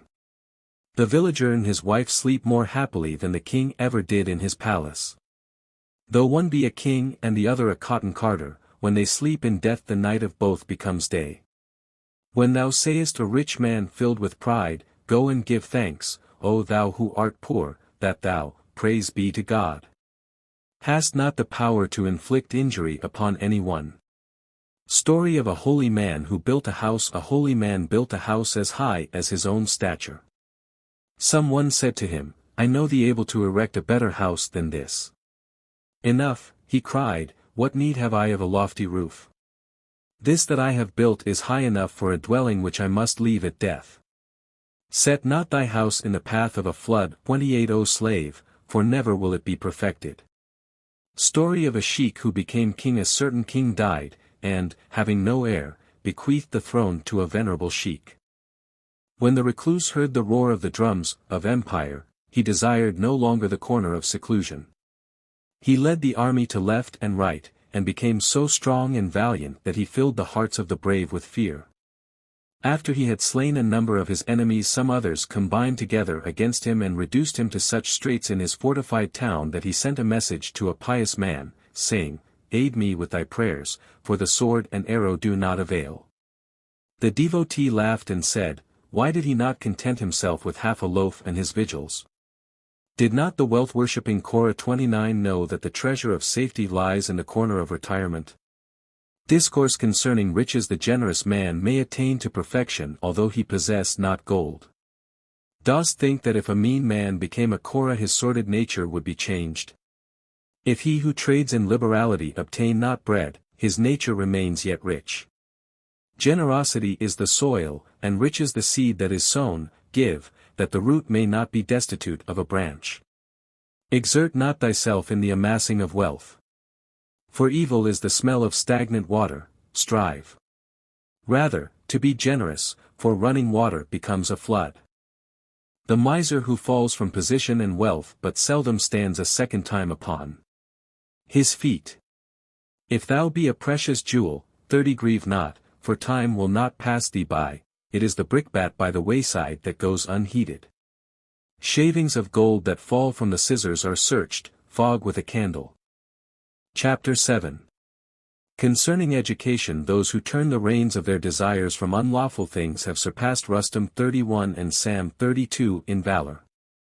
None is so fearful of the enemy as thou, slave of thine own passions. The earthly body is a city, containing both good and evil. Thou art the king and reason is thy wise minister. In this city, the headstrong men pursue their trades of avarice and greed. Resignation and temperance are the citizens of fame and virtue, lust and wantonness the thieves and pickpockets. When the king shows favor to the wicked, how can the wise remain in peace? The passions of evil, envy, and hatred are inherent in thee as is the blood of thy veins. If these thine enemies gained in strength they would turn their heads from thy rule and counsel. No resistance do they offer when they see the mailed fist of reason. Night thieves and vagabonds wander not in the places where the patrols guard. The chief who punishes not his enemy is bereft of power by the strength of the latter. More on this point I will not speak. A word suffices to him who puts into practice what he reads. Discourse concerning the excellence of taciturnity. Be silent, O thou who knowest many things. For he that speaketh little will be free from reproach on the day of judgment. The man of many words is deaf, no counsel does he heed like silence. When thou desirest continually to speak thou findest no sweetness in the speech of others. Those who reflect upon right and wrong are better than triflers with ready answers. He that speaks little thou dost never see ashamed, a grain of musk is better than a heap of mud. Beware of the fool whose volume of words is as that of 10 men, 100 arrows shot and each one wide of the target. If thou art wise, shoot one, and that one straight. Utter not slander before a wall, oft may it happen that behind are listening ears. Enclose thy secrets within the city walls of thy mind, and beware that none may find the gates of thy city open. A wise man sews up his mouth, the candle is burned by means of its wick. Story concerning the keeping of secrets. Takash, king of Persia, imparted a secret to his slaves, adding, Tell it not to any one. For a year they kept the secret in their hearts, in one day it became diffused throughout the world. The king ordered the slaves to be executed. One among them begged for mercy, saying, Kill not thy slaves, for the fault was thine. Thou didst not dam up that secret when it was a spring, why seek to arrest its course now that it has become a flood? Entrust jewels to treasurers, but be the keeper of thine own secrets. Thou hast the power until the word be spoken, then does it gain mastery over thee. Speech is a demon confined in the well of the mind, leave it not free on thy palate and tongue. When the genii has escaped from the cage, no stratagem will bring him back. Story illustrating the fact that silence is best for fools. There was once in Egypt a religious mendicant who never opened his mouth in speech. Wise men assembled around him from far and near, like moths around a candle. One night, he reflected, merit is concealed beneath a silent tongue. If I remain thus silent, how will men know that I am learned? Therefore he indulged in speech, and his friends and enemies alike found him to be the most ignorant man in Egypt. His followers dispersed and his glory vanished. So he went on a journey and wrote on the wall of a mosque, Had I but seen myself in the mirror of understanding I should not imprudently have torn the veil from off my mind. Although deformed, I exposed my figure in the thought that I was handsome. A little talker has a high reputation. Silence is dignity, and the concealer of blemishes. Express not in haste the thoughts of thy mind, for thou canst reveal them when thou wilt. The beasts are silent, and men are endowed with speech, idle talkers are worse than the beasts. Story illustrating the folly of impertinence. In the course of a dispute someone uttered improper words and was, in consequence, seized and nearly throttled. O thou conceited fellow, said an experienced man, if thy mouth had been closed like a bud, thou wouldst not have seen thy skirt torn like a flower. Dost thou not see that fire is nothing but a flame, which at any moment can be quenched with water? If a man possess merit, the merit speaks for itself, not the owner of the merit. If thou hast not the purest musk, claim not to possess it, if thou hast, it makes itself known by its perfume. Discourse on slander. Speak no evil concerning the good or the wicked, for thus thou wrongest the former and makest an enemy of the latter. Know that he who defames another revealeth his own faults. If thou speak evil of any one, thou art sinful, even though what thou sayest be true. Story concerning the same subject. To one who stretched his tongue in slander, a wise man said, Speak not evil of any one before me, so that I may not think ill of thee. Although his dignity is lowered, thine own honor is not increased thereby. Why thieving is better than slandering. Someone said, Thieving is better than backbiting. I replied, That is strange to me. What good sayest thou in thieving that thou givest it preference to slander? Thieves, he explained, live by virtue of their strength and daring. The slanderer sins and reaps nothing. Saadi and his envious class friend, a fellow student at Nizamiyat, displayed malevolence towards me, and I informed my tutor, saying, Whenever I give more proper answers than he, the envious fellow becomes offended. The professor replied, The envy of thy friend is not agreeable to thee, but I know not who told thee that backbiting was commendable. If he seek perdition through the path of envy, thou wilt join him by the path of slander. Story of Saadi's childhood. When a child, unable to distinguish between right and wrong, I once resolved to fast, and a certain devout man thus taught me to perform my ablutions and devotions. First, he said, repeat the name of God, according to the law of the Prophet. Secondly, make a vow, and thirdly, wash the palms of the hands. Then wash thy nose and mouth 3 times and rub thy front teeth with thy forefinger, for a toothbrush is forbidden when fasting.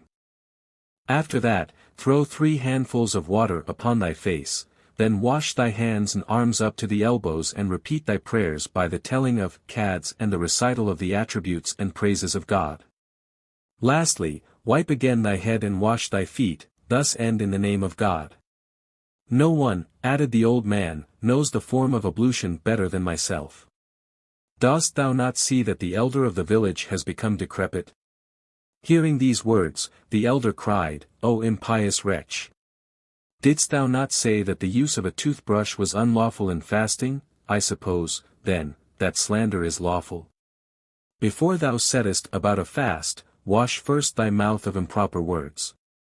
Story of a Sufi's rebuke. Some Sufis were sitting together in private, when one of them opened his mouth in slander. Didst thou ever make a crusade in Europe? He was asked. Beyond the 4 walls of my house, he replied, I have never placed my feet. Never have I met so unfortunate a man, observed the questioner. The infidel remains safe from his enmity, yet a Mussulman escapes not the violence of his tongue. Concerning absent friends. In relation to an absent friend, 2 things are unlawful. The first is to squander his possession, the second, to speak evil of his name. Look not for good words from him who mentions the names of men with scorn, for behind thy back he says those things which he said to thee of others. He only is wise who concerns himself with his own affairs and is indifferent to the world. Where slander is lawful, 3 persons only is it permissible to slander. The first is a tyrannical king who oppresses his subjects. It is lawful to speak of his misdeeds so that people may beware of him. The second is he who is shameless. Deem it not a sin to speak ill of such a one, for by his own actions are his faults revealed. The third is he that gives false weight and is a cheat. Say what thou knowest of his evil ways. Talebearers worse than backbiters. Someone said to a pious man, knowest thou what such a one said concerning thee? Silence, he replied, it is best not to know what an enemy said. Those who carry the words of an enemy are assuredly worse than the enemy himself. Only they convey the speech of an enemy to a friend who are in agreement with the enemy. Thou art worse than an enemy, for thou revealest what he said in private. A talebearer makes an old strife new. Fly as far as thou art able from one who stirs up a dormant quarrel. To be tied by the feet in a gloomy pit is better than to carry mischief from place to place. A quarrel is like a fire which the talebearer feeds with fuel. Faridun 33 and his wise vizier. Faridun had a vizier who was discerning and of enlightened mind. Someone went to the king one day and said, the vizier is thy secret enemy. There is not a person in the kingdom to whom he has not lent out gold and silver on the condition that at thy death the loans shall be repaid. Regarding the vizier with threatening mien, the king exclaimed, Thou appearest before me in the guise of a friend, why art thou my enemy at heart? The vizier kissed the ground as he replied, I desire, O renowned king, that all the people should be thy well-wishers. Since at thy death they must repay me, they will pray for thy long life from fear of me. Approving of this explanation, the king increased the dignities of the vizier, while no one was more ill-fated and changed in fortune than the talebearer. It is not compatible with reason to kindle between 2 men the fire of strife and burn oneself in the flames. Discourse concerning wives. That poor man is a king whose wife is obedient and chaste. Grieve not over the troubles of the day when at night the dispeller of thy sorrows is by thy side. He has obtained his heart's desire whose beloved is of the same mind as himself. If a woman be pure and of kindly speech, regard neither her beauty nor her homeliness. A woman of good nature is more to be desired than one of beauty, for amiability conceals a multitude of flaws. Beware the ill-tempered fairy. May heaven grant protection from a bad woman. Prison is preferable to a house full of frowns, traveling is a joy to him whose house contains a woman of ugly mind. Close the door of happiness upon that house whence the woman's voice comes louder than her husband's. If thy wife take the road to the bazaar, beat her, or sit thyself like a woman in thy house. Let her eyes be blind in the presence of strangers, when she goeth from thy house, let it be to the grave. Take a new wife each spring, O friend, for last year's almanac serves no purpose. To walk barefooted is better than to wear tight shoes, the hardships of a journey are better than discord at home. Discourse on the training of sons. If thou desire that thy name should remain, train thy son in knowledge and wisdom, for if he possess not these thou deest obscure, with no one to commemorate thy name.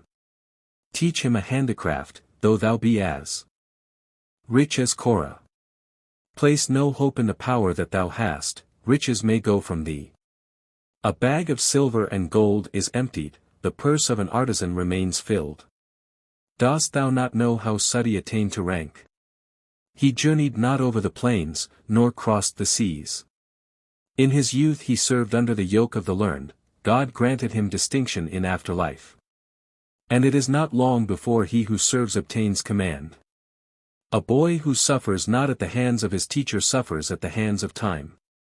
Make thy son good and independent, so that he may not be beholden to any man.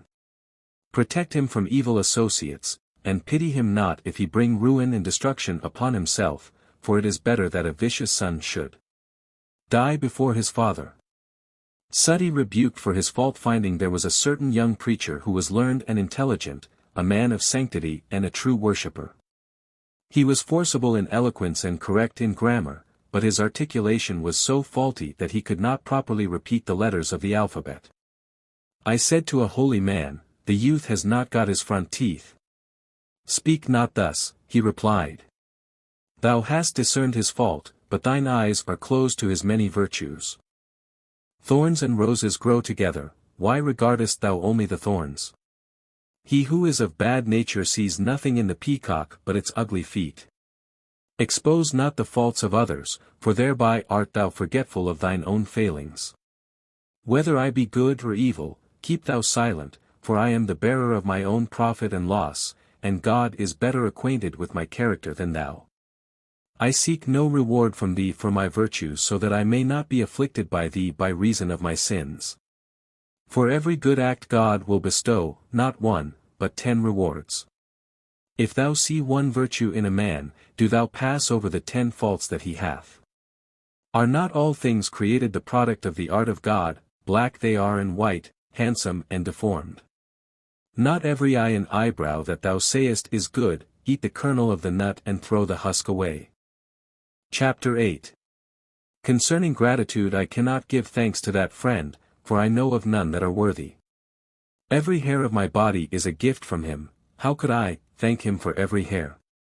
Praise be to the munificent Lord, who from non-existence brought his creatures into being. Who can describe his goodness? All praises are encompassed by his glory. See how from childhood to old age he has endowed thee with a splendid robe. He made thee pure, therefore, be pure. Unworthy it is to die impured by sin. Let not the dust remain upon the mirror, for once grown dull it never again will polish. When thou dost seek to gain the means of life, rely not upon the strength of thine own arms. O self-worshipper! Why lookest thou not to God, who giveth power to thy hand? If by thy striving thou dost aught of good, take not the credit to thyself, know it to be by the grace of God. Thou standest not by thine own strength, from the invisible art thou sustained each moment. A mother's warning to her son sorrowed at the conduct of her son, who gave no ear to her advice. A woman brought to him the cradle in which once he slept, and said, O weak in love and forgetful of the past! Wast thou not a weeping and helpless child, for whom through many nights I sacrificed my sleep? Thou hadst not then the strength thou hast today, thou couldst not ward the flies from off thy body. A tiny insect gave thee pain, today thou excellent amidst the strong. In the grave wilt thou again be thus, unable to repel the onslaughts of an ant. How, when the grave worms eat the marrow of thy brain, wilt thou relight the lamp of intellect? Thou art as a blind man who seeth not the way, and knoweth not that a well lies in his path. If thou be grateful for thy sight, 'tis well, if not, then surely art thou blind. Thy tutor gave thee not the power of wisdom, by God was it implanted in thy nature. Had he withheld this gift from thee, truth would have appeared to thee as falsehood. Discourse concerning the art of the Most High God for thee is set the bright moon in the sky by night, the world-illuminating sun by day. Like a chamberlain, the heavens spread for thee the carpet of the spring. The wind and snow, the clouds and rain, the roaring thunder and the lightning glittering as a sword, all are his agents, obedient to his word, nourishing the seed that thou hast planted in the soil. If thou be athirst, fret not, the clouds bear water upon their shoulders. From the bee he giveth thee honey, and manna from the wind, fresh dates from the date tree and the date tree from a seed. For thee are the sun and moon and the Pleiades, they are as lanterns upon the roof of thy house. He bringeth roses from the thorn and musk from a pod, gold from the mine and green leaves from a withered stick. With his own hands did he paint thine eye and eyebrows, one cannot leave one's bosom friends to strangers. Omnipotent is he, nourishing the delicate with his many bounties. Render thanks each moment from thy heart, for gratitude is not the work of the tongue alone. O God, my heart is blood, mine eyes are sore when I behold thy indescribable gifts. Discourse concerning the condition of the weak. He knows not the value of a day of pleasure who has not seen adversity. Hard is the winter for the beggar, the rich man heeds it not. If thou art swift of foot, be thankful when thou lookest upon the lame. What know they of the value of water who dwell upon the banks of the Jehun? Ask it of them who are parched in the heat of the sun. What cares the Arab by the Tigris for the thirsty ones of the desert? He knows the value of health who lost his strength in fever. How can the night be long to thee reclining in ease upon thy bed? Think of him who is racked with fever, the sick man knows the tediousness of the night. At the sound of the drum the master awakens, what knows he how the watchman passed the night? Story of Tughril, king of Shiraz, and the Hindu watchman. One night in winter Tughril passed by a Hindu sentinel, who was shivering like the star Canopus in the icy rain. Moved to pity, he said, thou shalt have my fur coat. Wait by the terrace and I will send it by the hand of a slave. On entering his palace he was met by a beautiful slave, at the sight of whom the poor sentinel passed from his mind. The fur coat slipped through the latter's ears, through his ill luck it never reached his shoulders. The king slept through the night devoid of care, but what said the chief watchman to him in the morning? Perhaps thou didst forget that, lucky man, when thy hand was upon the bosom of thy slave. By thee the night was spent in tranquility and joy, what knowest thou how the night has gone with us? They with the caravan bend their heads over the cauldron, what care they for them that toil on foot through the desert sand? Tari, O active youths, for old and feeble men are with the caravan. Well hast thou slept in the litter while the driver held the nose-string of the camel. What of the desert and mountains? What of the stones and the sand? Ask how it fares with them that lag behind. Story of a thief. A thief was arrested by a night watchman and bound by the hands. Thus, crestfallen and afflicted, he remained. During the night he heard someone cry out in want. How long wilt thou bewail thy lot? He asked. Go, sleep, O wretched man. Give thanks to God that the watchman has not tied thee by the hands. Bemoan not thine own misfortune when thou sayest another more wretched than thyself. Story of one who was not what he seemed. Someone passed by a pious man whom he took for a Jew, and, therefore, struck him on the neck. The latter bestowed his robe upon the aggressor, who, becoming ashamed, remarked, I acted wrongly and thou hast forgiven me. But what occasion is this for a gift? I stood not up in anger, was the reply, being thankful that I was not a Jew, as thou didst suppose. Story of a sage donkey. One left behind on the road wept, saying, Who in this desert is more distressed than I? A pack donkey answered, O senseless man! How long wilt thou bewail the tyranny of fate? Go, and give thanks that, though thou ridest not upon a donkey, thou art not a donkey upon which men ride. Story illustrating the evils of pride. A theologian passed by a drunkard who had fallen by the wayside. Filled with pride at his own piety, he disdained even to regard him. The young man raised his head and said, "Go, old man, and give thanks that thou art in the divine favor. Misfortune comes from pride. Laugh not when thou sayest one in bonds, lest thou likewise become involved. After all, is it not within the bounds of possibility that tomorrow thou mayest fall, like me, by the roadside? If with a mosque the heavens have befriended thee, revile not them that worship in the fire temple. O Mussulman! Fold thy hands and render thanks that he has not bound the idolater's thread about thy waist. Turn to him who guides the hand of fate. Blindness it is to look for help elsewhere." Story of Saadi and the idolaters. At Sumanat 34 I saw an ivory idol. It was set with jewels like the manet, and nothing more beautiful could have been devised. Caravans from every country brought travelers to its side, the eloquent from every clime made supplication before its lifeless figure. Why, I pondered, does a living being worship an inanimate object? To a fire worshipper, who was a fellow lodger and friend of mine, I said with gentleness, "O Brahmin! I am astonished at the doings of this place. All are infatuated with this feeble form, they are imprisoned in the well of superstition. No power has the idol to move its hands or feet, if thou throw it down, it cannot rise from its place. Dost thou not see that its eyes are of amber? It were folly to seek faithfulness from the stony-eyed." The Brahmin was angered at my words. He became my enemy, and informed the idolaters of what I had said. Since to them the crooked road appeared straight, they saw the straight one crooked. Though a man be wise and intelligent, he is a fool in the eyes of the ignorant. Like a drowning man, I was destitute of help, save in politeness, I saw no remedy. When the fool bears malice towards thee, safety lies in gentleness and resignation. Therefore, I praised aloud the chief of the Brahmins, saying, "O old man! Expounder of the Asta and Zend! I, too, am pleased with the figure of this idol. Its appearance was strange in my sight, of its nature I have no knowledge. Only recently have I arrived in this place, and a stranger can seldom distinguish between the evil and the good. Devotion by imitation is superstition. What reality is there in the form of this idol? For I am foremost among the worshippers." The face of the Brahmin glowed with joy as he said, "Thy question is reasonable and thy actions are good. Whoever seeks for proofs arrives at his destination. Who but this idol can raise his hands to God? If thou wilt, tarry here tonight, so that tomorrow the mystery of this may become known to thee."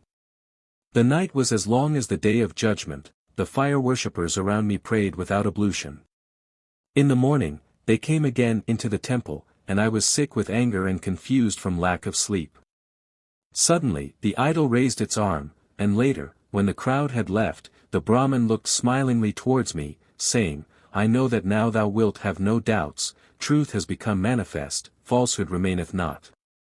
Seeing his ignorance thus increased, I shed hypocritical tears and cried, "I am sorry for what I said." At the sight of my tears the hearts of the infidels were softened.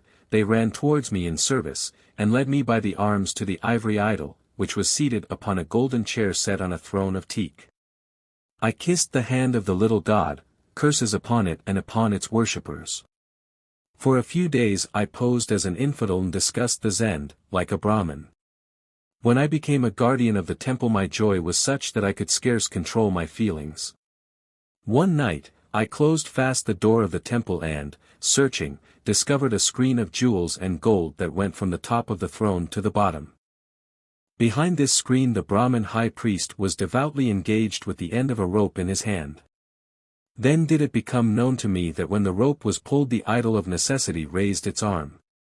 Greatly confused at my presence, the Brahmin ran away in haste. I followed in hot pursuit and threw him headlong down a well, for I knew that, if he remained alive, he would seek to shed my blood. When the purpose of an evil man is revealed to thee, pull him up by the roots, otherwise will he not desire that thou shouldst live. The alarm being raised, I fled quickly from the land. When thou settest fire to a forest of canes, beware of the tigers, if thou art wise. Whenever I supplicate at the shrine of the knower of secrets, the Indian puppet comes into my recollection, it throws dust on the pride of mine eyes. I know that I raise my hand, but not by virtue of mine own strength. Men of sanctity stretch not out their hands themselves, the fates invisibly pull the strings. Chapter 9. Concerning repentance, O thou of whose life 70 years have passed, perhaps thou hast slept in negligence that thy days have been thrown to the winds. Worldly aims hast thou well pursued, no preparations hast thou made for the departure to that world to come. On the judgment day, when the bazaar of paradise will be arrayed, rank will be assigned in accordance with one's deeds. If thou shouldst take a goodly stock of virtues, in proportion will be thy profit, if thou be bankrupt, thou wilt be ashamed. If 50 years of thy life have passed, esteem as a precious boon the few that yet remain. While still thou hast the power of speech, close not thy lips like the dead from the praise of God. An old man's lament. One night, in the season of youth, several of us young men sat together, we sang like bulbuls and raised a tumult in the street by our mirth. An old man sat silent, apart, like a filbert nut, his tongue was closed from speech. A youth approached him and said, O old man! Why sittest thou so mournfully in this corner?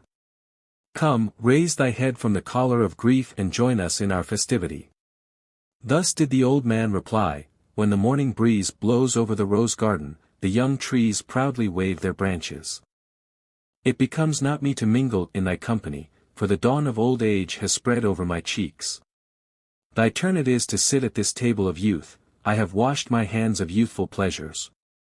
Time has showered snow upon my crow-like wings, like the bulbul, I could not sport in the garden. Soon will the harvest of my life be reaped, for thee, the new green leaves are bursting. The bloom has faded from my garden, who makes a nosegay from withered flowers? I must weep, like a child, in shame for my sins, but cannot emulate his pleasures. Well has Luckman said, it is better not to live at all than to live many years in sinfulness. Better, too, may it be to close the shop in the morning than to sell the stock at a loss. Advice and warning today, O youth, take the path of worship, for tomorrow comes old age. Leisure thou hast, and strength, strike the ball when the field is wide. 35 I knew not the value of life's day till now that I have lost it. How can an old ass strive beneath its burden? Go thy way, for thou ridest a swift-paced horse. A broken cup that is mended, what will its value be? Now that in carelessness the cup of life has fallen from thy hand, naught remains but to join the pieces. Negligently hast thou let the pure water go, how canst thou now perform thy ablutions, except with sand? 36 Saadi's rebuke from a camel driver. One night in the desert of Fade 37 my feet became fettered with sleep. A camel driver awoke me, saying, Arise, since thou heedest not the sound of the bell, perhaps thou desirest to be left behind. I, like thee, would sleep a while, but the desert stretches ahead. How wilt thou reach the journey's end if thou sleepest when the drum of departure beats? Happy are they who have prepared their baggage before the beat of the drum. The sleepers by the wayside raise not their heads and the caravan has passed out of sight. He who was early awake surpassed all on the road, what availed it to awaken when the caravan had gone? This is the time to sow the seeds of the harvest thou wouldst reap. Go not bankrupt to the resurrection, for it availeth not to sit in regret. By means of the stock that thou hast, O son, profit can be acquired, what profit accrueth to him who consumeth his stock himself? Strive now, when the water reacheth not beyond thy waist, delay not until the flood has passed over thy head. Heed the counsel of the wise today, for tomorrow will Nacre 38 question thee with sternness. Esteem as a privilege thy precious soul, for a cage without a bird has no value. Waste not thy time in sorrow and regret, for opportunity is precious and time is a sword. Story concerning sorrow for the dead. A certain man died and another rent his clothes in grief. Hearing his cries, a sage exclaimed, if the dead man possessed the power he would tear his shroud by reason of thy wailing and would say, degree do not torment thyself on account of my affliction, since a day or two before thee I made ready for the journey. Perhaps thou hast forgotten thine own death, that my decease has made thee so distressed. When he whose eyes are open to the truth scatters flowers over the dead, his heart burns. Not for the dead but for himself. Why dost thou weep over the death of a child? He came pure, and he departed pure. Tie now the feet of the bird of the soul, tarry not till it has borne the rope from thy hand. Long hast thou sat in the place of another, soon will another sit in thy place. Though thou be a hero or a swordsman, thou wilt carry away nothing but the shroud. If the wild ass break its halter and wander into the desert, its feet become ensnared in the sand. Thou, too, hast strength till thy feet go into the dust of the grave. Since yesterday has gone and tomorrow has not come, take account of this one moment that now is. In this garden of the world there is not a cypress that has grown which the wind of death has not uprooted. Story of a pious man and a gold brick. A gold brick fell into the hands of a pious man and so turned his head that his enlightened mind became gloomy. He passed the whole night in anxious thought, reflecting, this treasure will suffice me till the end of my life, no longer shall I have to bend my back before anyone in begging. A house will I build, the foundation of which shall be of marble, the rafters of the ceiling shall be of aloe wood. A special room will I have for my friends, and its door shall lead into a garden house. Servants shall cook my food, and in ease will I nourish my soul. This coarse woolen bedcloth has killed me by its roughness, now will I go and spread a carpet. His imaginings made him crazy, the crab had pierced its claws into his brain. He forsook his prayers and devotions, and neither ate nor slept. Unable to rest tranquil in one place, he wandered to a plain, with his head confused with the charms of his vain fancies. An old man was kneading mud upon a grave for the purpose of making bricks. Absorbed in thought for a while, the old man said, O foolish soul! Hearken to my counsel. Why hast thou attached thy mind to that gold brick when one day they will make bricks from thy dust? The mouth of a covetous man is too widely open that it can be closed again by one morsel. Take, O base man, thy hand from off that brick, for the river of thy avarice cannot be dammed up with a brick. So negligent hast thou been in the thought of gain and riches that the stock of thy life has become trodden under foot. The dust of lust has blinded the eyes of thy reason, the simoom of desire has burned the harvest of thy life. Wipe the antimony of neglect from off thine eyes, for tomorrow wilt thou be reduced to antimony under the dust. Admonition. Thy life is a bird, and its name is breath. When the bird has flown from its cage it cometh not back to captivity. Be watchful, for the world lasts but a moment, and a moment spent with wisdom is better than an age with folly. Why fix we thus our minds upon this caravanserai? Our friends have departed and we are on the road. After us, the same flowers will bloom in the garden, together will friends still sit. When thou comest to Shiraz, 39 dost thou not cleanse thyself from the dust of the road? Soon, O thou polluted with the dust of sin, wilt thou journey to a strange city. Weep, and wash with thy tears thy impurities away. Moral from an incident in Saadi's childhood. I remember that, in the time of my childhood, my father, may God's mercy be upon him every moment, bought me a gold ring. Soon after, a hawker took the ring from my hand in exchange for a date fruit. When a child knows not the value of a ring he will part with it for a sweetmeat.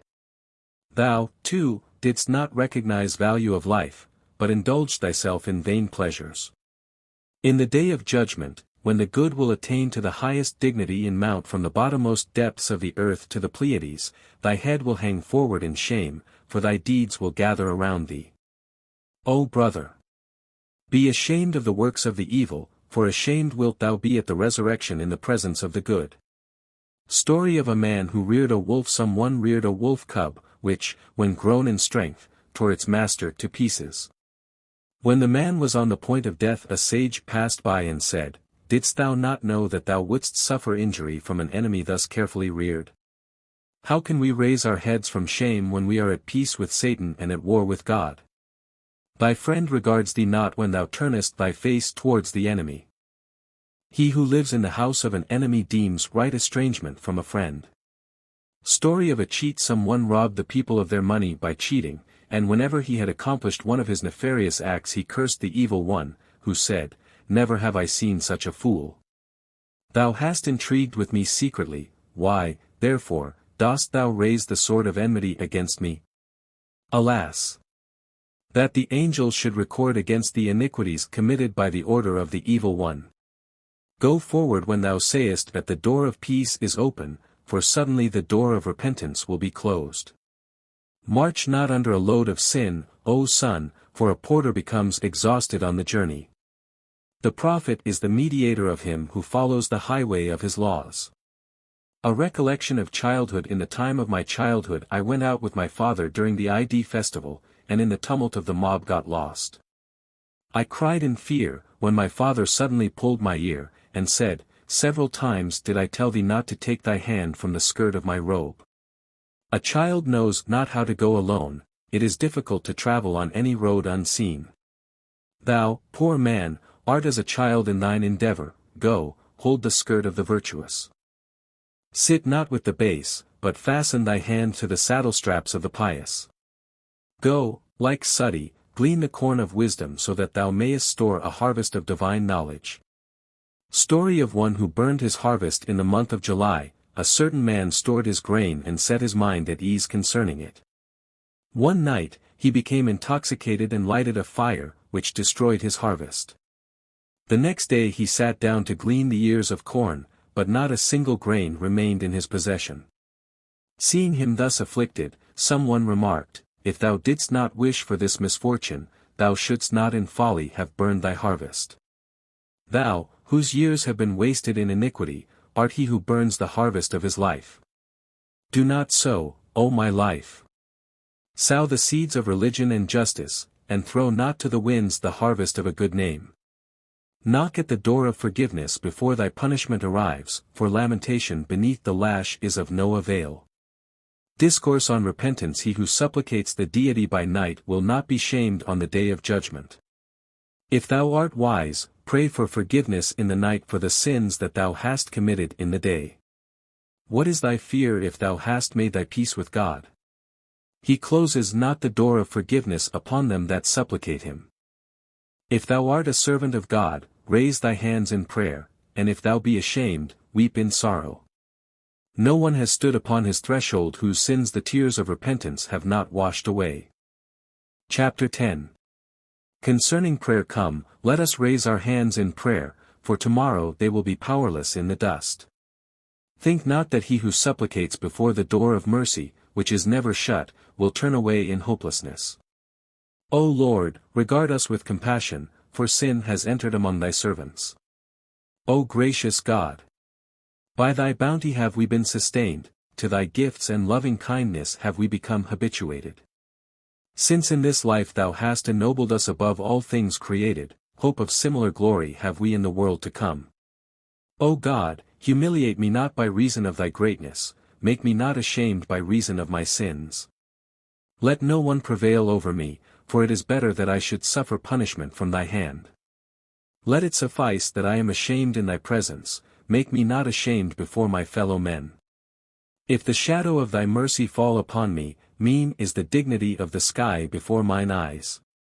If thou give to me a crown, I will raise my head, exalt me, so that no one may cast me down. A worshipper's lament. I tremble when I recall the prayer of one distracted in the temple of Mecca. Thus did he lament, throw me not down, for no one will hold my hand to succor me. Whether thou call me or drive me away, my head has no resting place but thy threshold. Thou knowest that I am poor and helpless, I am oppressed by my evil passions. Keep me from pollution, and forgive my sins. Close not mine eyes from the face of happiness, bind not my tongue when I recite the creed. Place the lamp of faith before my way, make my hand short from doing evil. From the sun of thy goodness one ray suffices, for except in thy rays I am not seen. Why should I weep because of my condition? If am weak, my refuge is strong. Story of an idolater. A fire worshipper turned his back upon the world and girt up his loins in the service of an idol. After some years he was overtaken by misfortune and wept at the feet of the idol, saying, I am afflicted, help me, O idol. I am weary, have pity upon me. Long did he continue in his lamentation, but no benefit did he derive. How can an idol accomplish the desires of a man when of itself it cannot drive away a fly? The idolater frowned and said, O thou, whose feet are bound to error! With folly have I worshipped thee for years. Help me to fulfill my wishes, or I will ask them of God. While his face was yet besmeared with the dust of the idol's feet, the Almighty fulfilled his object. A pious man was astonished when he heard this. Then did a voice from heaven speak into his ear, saying, This old man prayed before the idol, but his prayer was not heard. If at the shrine of God he were likewise spurned, what difference would there be between an idol and him who is eternal?